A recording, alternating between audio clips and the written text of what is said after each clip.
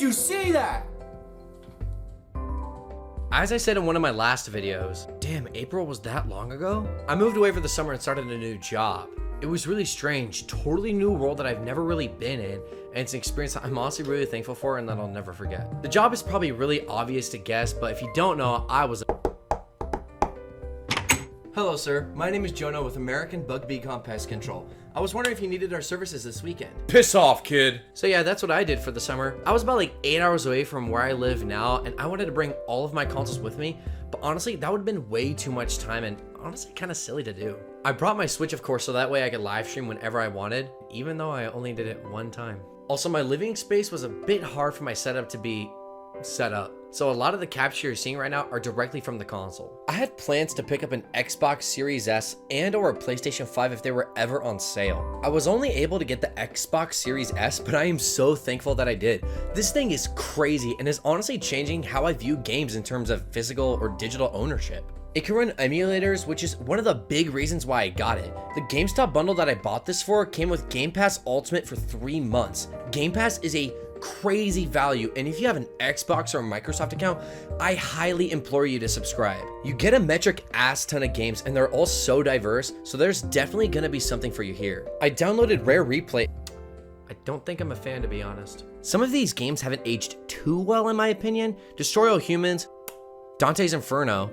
I don't remember buying God of War. Sunset Overdrive. Did Spider-Man join Blink-182? And a bunch more. I fully intend to get this for as long as I can to fully enjoy this. And I also got Warzone. I deleted it because I didn't play it. Along with Apex Legends. This game eats at my storage. If you want a good free multiplayer shooter though, you gotta play Splitgate. It's like Halo meets Portal, and you don't even need a gold membership to enjoy it either. I also bought Lego Batman 3 Beyond Gotham with all the DLC for not even $7. And for some reason, the original 2 cost $20 each. I'm also pretty happy I was able to grab them for not even $10 each because my girlfriend got me a bunch of Xbox code gift cards. Thank you, baby. Which also allowed me to pre-order the new Guardians of the Galaxy game. I am beyond excited for this new Guardians game. It looks like the best comic book game to come out since Spider-Man Miles Morales. It actually might be the only comic book game to release since Miles Morales. It's a solo campaign adventure, and it ain't like Marvel's Avengers, which I am so thankful for. Even though the Black Panther expansion is releasing right now, I'm waiting for the Spider-Man expansion to release for the PlayStation before buying the game. I couldn't help myself, it was $15 off at Target. And dude, check this out, I also snagged both the Force Unleashed titles for not even $10 total with the gift cards. I finally finished it up with the Batman Arkham Trilogy, which I also got on sale. And same with a bunch of Ubisoft games like Prince of Persia, Ghost Recon, and Zombie. Dude, honestly, Xbox is killing it this year. Of course, I do want a PS5 later on, but I'm not going to be searching for it anytime soon. Even though I love my Series S, I mainly just use it as a streaming box just because I have the most insane backlog on my Switch. Like I said, I only brought my Switch with me. I have a ton of games on it already, but I already plan on getting a bunch more. During the summer, it was my birthday. I hit the big 23, so that means I got pretty darn inebriated.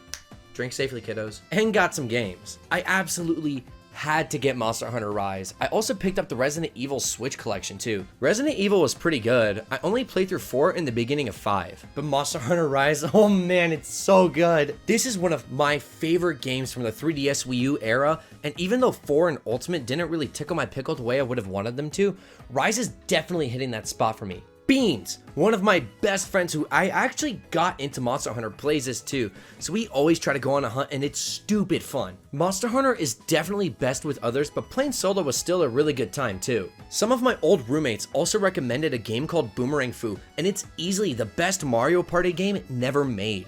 It's so simple yet so intense and addicting. All you do is slice your opponents and it's wild. It's a simple party game, but that's all that it needs to be, and it's well worth the price. EA decided to do Not Ninjala and release Knockout City, a free-to-play online game where you throw dodgeballs, and this actually has some merit to existing. It sounds stupid, but it will give you a fun hour or so of play. Trove is now on Switch and it runs decently enough. It's free, so you have nothing to lose downloading this. I also decided to get the Ninja Gaiden Sigma Trilogy because I've been looking to play these for a while, and Jesus, these are not what I expected at all. I thought this would have been an easy hack and slash, but no. This is a genuinely difficult ass game. At first, it seemed to fill that Prince of Persia void for me, but instead it filled the X-Men Origins Wolverine void. It also takes like no battery away from my Switch. I'll play for an hour and it feels like I only go down like 10%, if that.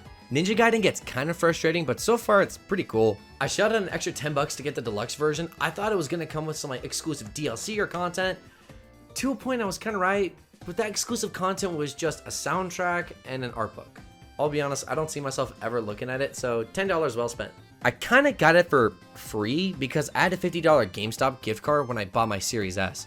So I used it for a Switch eShop card, and I'm pretty sure some people would consider that crossbreeding. My girlfriend also got me a Switch eShop card, so I got Oceanhorn, Darksiders 1, and Darksiders 2. Thank you again, baby. Also, this summer, Skyward Sword HD released, and wow, the YouTube clips do not do it justice.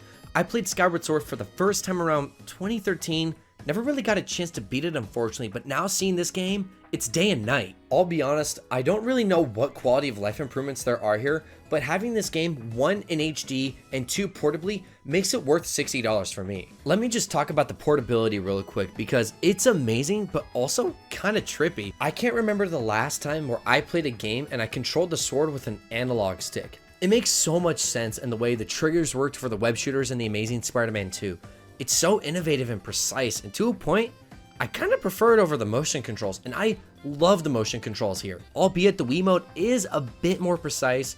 What you get with the Joy-Cons though isn't too far off. Dude, I straight up just stumbled upon the Skyward Sword Joy-Cons, but I don't know if I want to unbox them or not. I still have a few ports that I want to come to the Switch, hopefully soon, if ever really. And playing Skyward Sword made me realize that a Wii Sports plus Resort plus Pilot Wings Resort game could so work. You have the typical motion controls, but if you're playing in handheld, you have the analog sticks. Like, come on! I would genuinely pay $100 for this collection, I you not. I saw an ad for Sonic Lost World that was 75% off on Steam, so I decided to get that along with Sonic Generations on my laptop. Lost World is running at a consistency of rotten mayonnaise.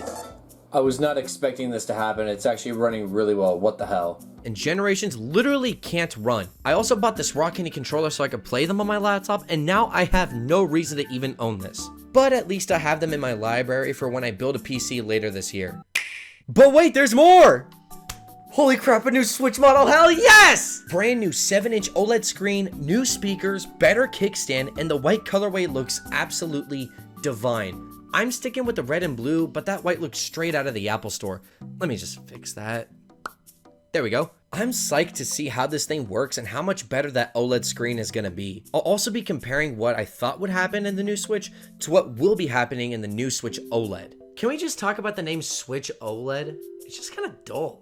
That's like, ooh, I got the Xbox Series 12 teraflops. But it just makes sense because for the internals, the only thing that's changed is the 32 gigabyte storage to 64. 64 gigabytes? My phone has that many gigabytes. Sometimes Nintendo really out here doing the absolute least. But nonetheless, I got the pre-order for the neon blue and red Switch OLED, and I can't wait to see how it stacks to the original Switch.